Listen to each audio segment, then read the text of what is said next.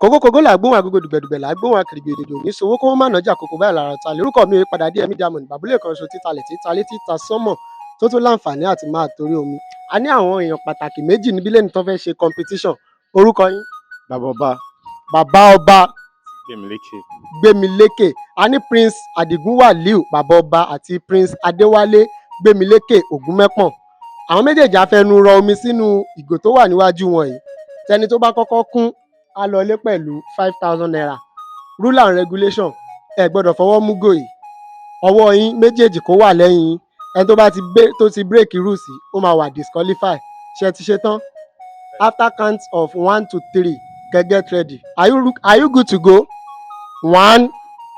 2 3 go.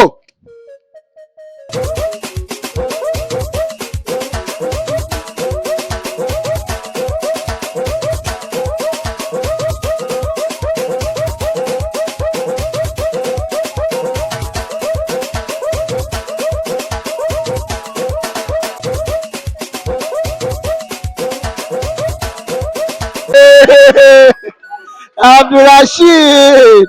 Adéwálé Gbémilékè ẹni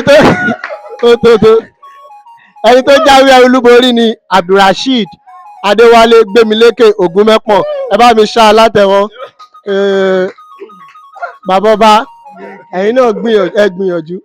lọ nìyẹn oníyanṣẹ́ ọlọ́kàá ṣe ẹ̀yin tẹ́ ẹ bá wà ìfẹ́ jẹ́ náà ẹ ṣe ẹ bá wa subscribe sórí channel wa ẹ dẹ̀ follow page yìí kẹ́tí bá wa share ètò yìí so that omi ìta bá tún gbé wá ẹ̀yin náà lè máa jàǹfààní ẹ̀ bàbá ọba ẹ kúṣẹ́ Ògúnmẹ́pọ̀n ẹ kúṣẹ́. Thanks so much everyone.